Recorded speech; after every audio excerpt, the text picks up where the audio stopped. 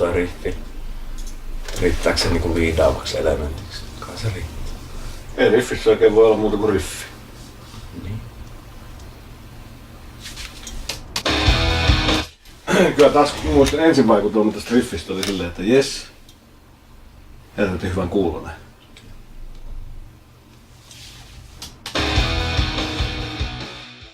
Saaks noista? Joo, kyllä noista saa ennen sun mielestä mitään ongelmaa. Niitä voi vähän tätä kestyä siinä fiksailla. Eikö periaatteessa niin kun tuohon tuu joku liivikitara, joku soolokitara henkinen asia? Oi vittu. Kiitos. Se mitä tästä on helppo sanoa tästä kappaleesta, että niin. Nyt teillä on levyllä toinen hitti. Sellainen niinku, mikä tulee soimaan rasittavuuteen saakka. Niin.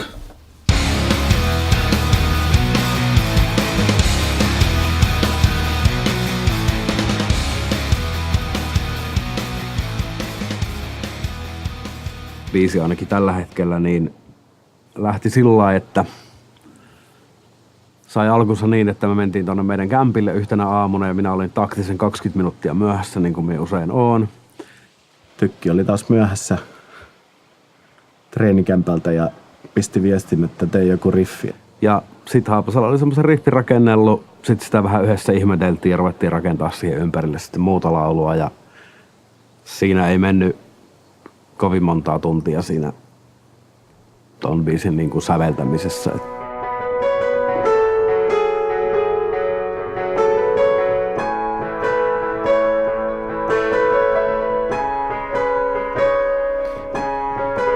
kuulostaa ekalla kerran paremmalta tuon melodia. Usein se lähtee, että meillä on jommalla kummalla on joku pieni idea, josta yhdessä rakennetaan.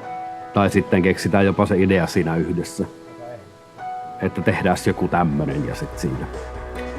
Ja sitten minä kirjoitan siihen tekstin. Laulumelodiat me mietitään yleensä suuntaan antavasti yhdessä, mutta minä muokkaan niin vähän sitten, että ne tekstit niin asettuu. Tässä vaikka vaihtaa joku sointu vähän väärässä.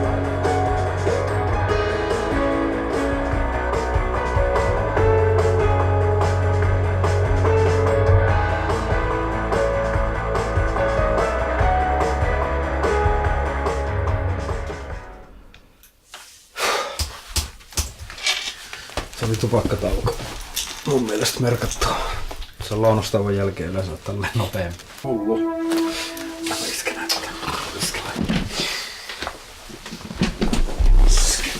Tulee.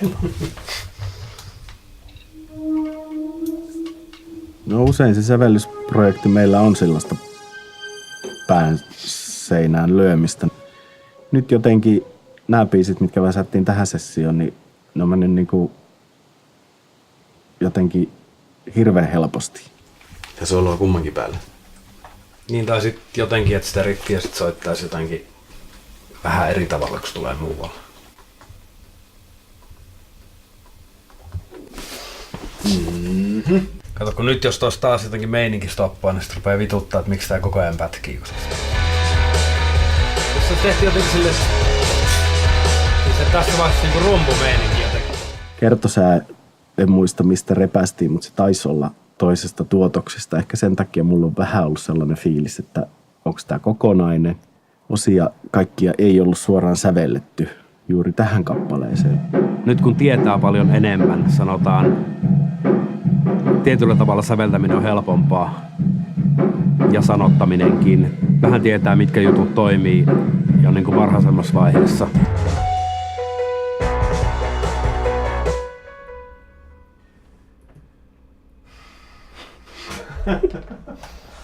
Ihan turhaa.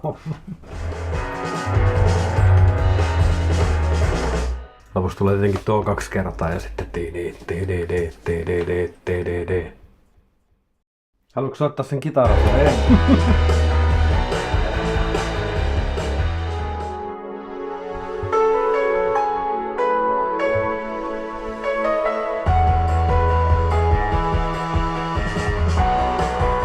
Tavallaan hyvä, jos se tulee tosta. Niin. 3.29. Se on valmis, mennään kotiin. Kyllä biisin teko saisi olla nopeampaa. Ei sitä mun puolesta rikkaasti kuulu, mutta klikki tarvii kuulua. Tosta lähti suoraan lauluun, niin lähden soittaa ylhäältä. Klikki, jos saa enemmän, niin se kyllä helpottaa mun soittaa. Haluaisitko sä kuulokkeen? No voimme ottaa sellaista, jos mä sinne saan sitä klikkiä sitten. Saat sä sinne klikkiä.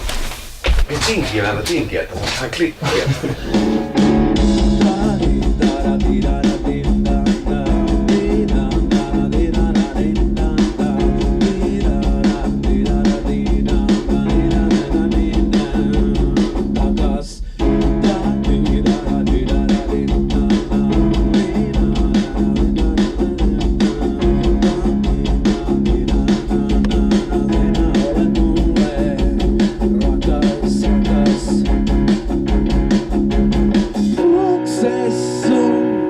Rakennan linnan, rakennan puutarhan. Mitkä ne äänet on? A soi aina mukana. No voiko me koittaa soittaa siihen se BB? Ja täällä on kauheat kommunikointiongelmat, kun puhutaan riffeistä ja soitusta. Ei mun kun Haapasalo on vaihtamassa sitä ääntä. No ei mun tarvi vaihtaa. Vaihda sä niin katellasi.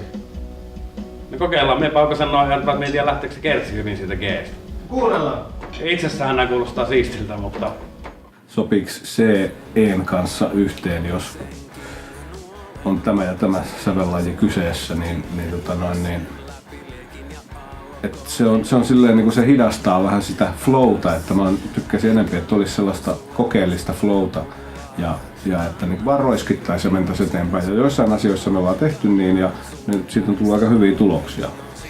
Se on jännä biisi, siinä on tavallaan aikamoista rytinää siinä riffissä ja säkeistössä ja sitten se kertosää on kuitenkin semmonen aika letkeä melodinen ja tavallaan alkuun mua vähän häiritsi, kun mä en oikein tiennyt, mitä siihen pitäisi soittaa, kun siinä on vähän rytinää ja kauneutta sekaisin ja nyt sit Haapasalolla oli vielä vähän siihen sooloon semmoista ideaa, että tehtäisiin todella indie-meiningillä semmoista alternative paukutusta, missä ei ole tolkuhäivää ja nehän on tietysti aina hauskoja, mutta hieman haastavia. Ja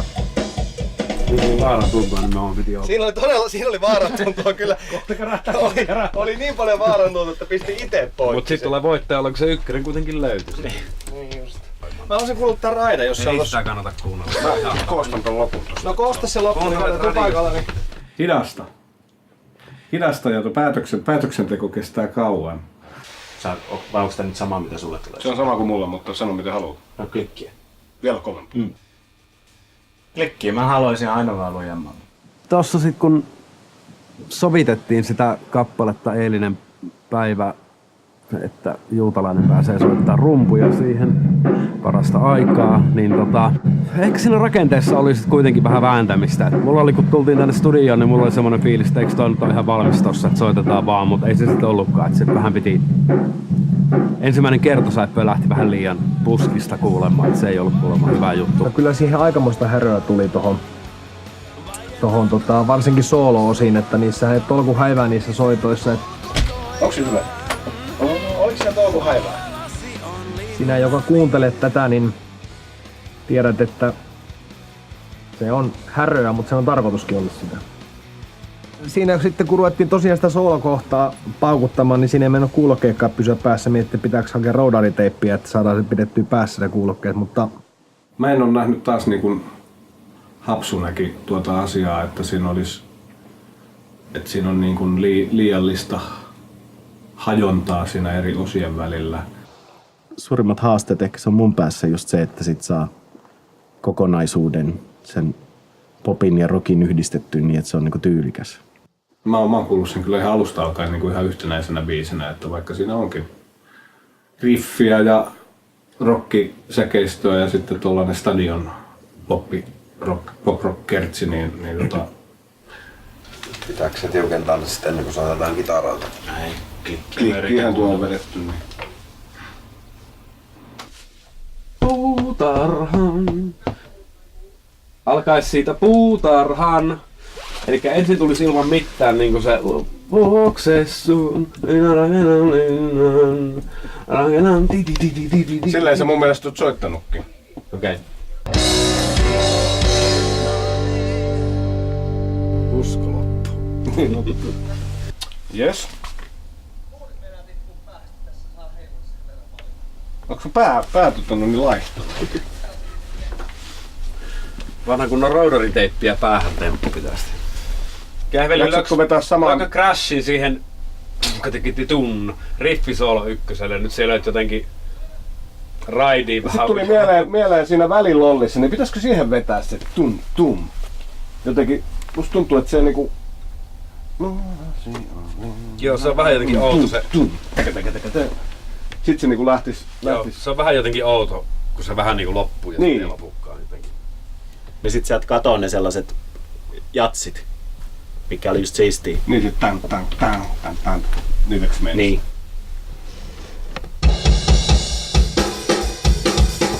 Niin, Just noita. Noita just. Joo.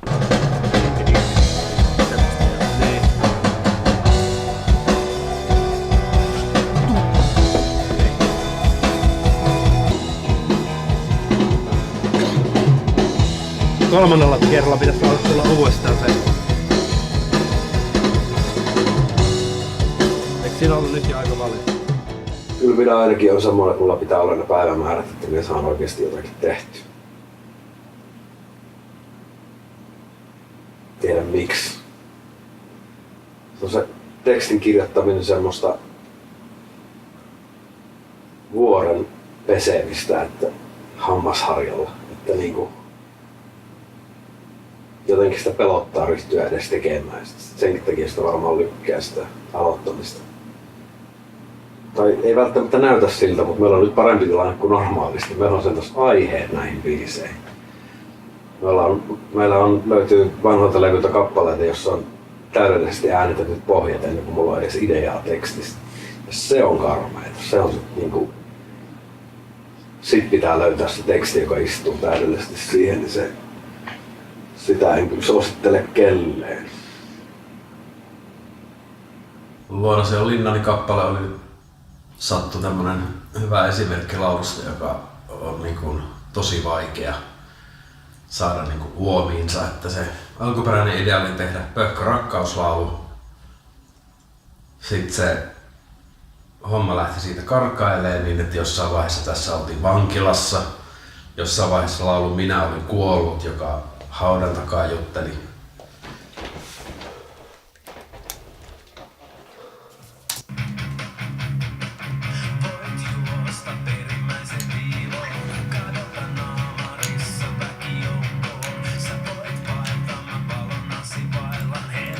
Yritän vähän kaivaa sitä näkökulmaa, pyöritellä siihen erilaisia sanoja ja sitten tavallaan luotan, että se löytyy jossain kohtaa se kulma.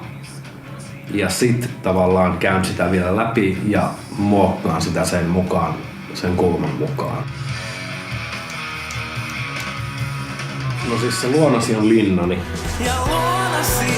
Rivi on niinku, se on se semmonen, se on nyt niinku tämän biisin niinku se juttu. Et sen ympärille täytyy rakentaa. Se ensimmäinen Kertosäkeen versiohan oli, että vuoksessuun minä rakennan linnan. Jotakin, mitä siinä oli. Ja sitten jostain tuli, että tällä hetkellä versiossa lauletaan, että vuoksessuun minä taivutan raudan. Ja siitä mulla lähti ajatus, että mitäs jos tämä laulaja minä onkin vankilassa. Sitten jossain vaiheessa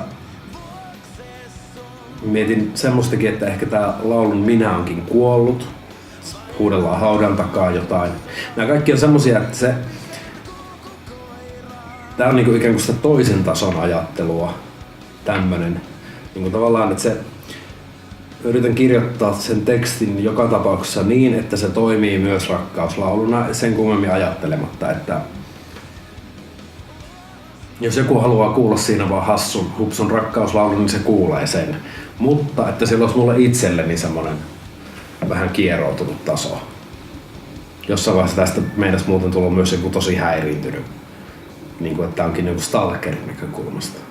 Ja sitten toissapäivänä, noin 36 tuntia ennen kuin tuo laulettiin nauhalle, niin vaihdoin aiheen takas sinne pöhköön rakkauslauluun.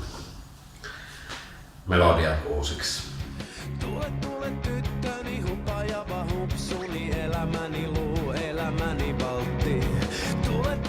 Näin se vaan joskus menee, että se pitää löytää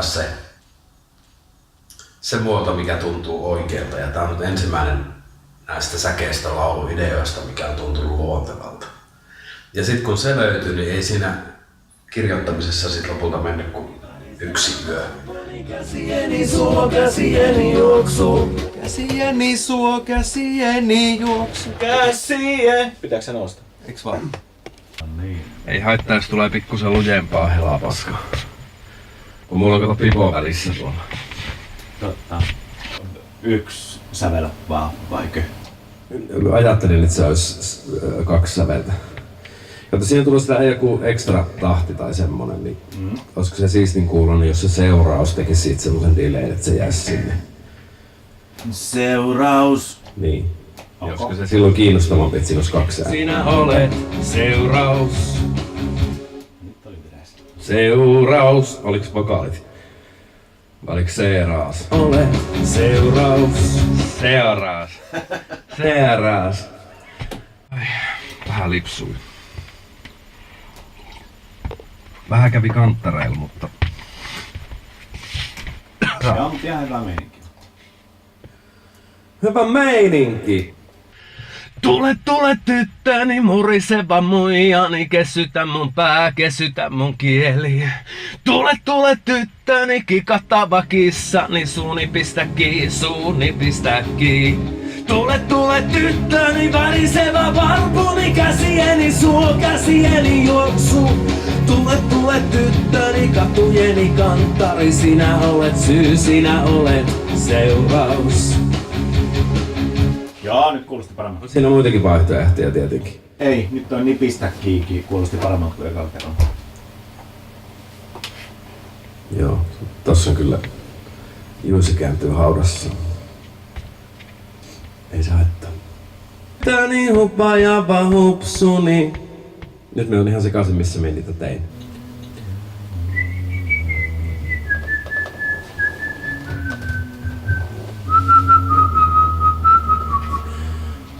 Keskimmäisten rivien. Tule tyttöni. Hupajava hupsuni. Suni elämäni luu. Niin. Ai niin. Eli eka ja vika rivi on ihan omillaan ja muuten. Tule tyttöni, hupajava hupsuni, elämäni luu, elämäni valtti. No sit siellä on joku logiikka ehkä. Kyllä. Mä yritän muistaa. Tule tyttöni, ehtoisa eukoni, matkan miehen piemu. Joo. Näin. Pitkään muistin. Tämän levyn tekeminen on mennyt vähän ollut huolissani, että mitä ihmettä, että mä oon nukkunut ihan hyvin. Niin kuin ei ollut unihäiriöitä, mikä mulla on joka levyllä jossain vaiheessa. Ei ole kauheasti niin kuin vituttanut ja ei ole ollut hirveitä stressiä ja mitään niin kuin ylirasitusoloja, mutta tulihan se sieltä sitten ihan viime metreillä. Että nyt en ole varmaan 2 viikkoon nukkunut niin kuin yli 5 tuntia putkeen missään kohtaa.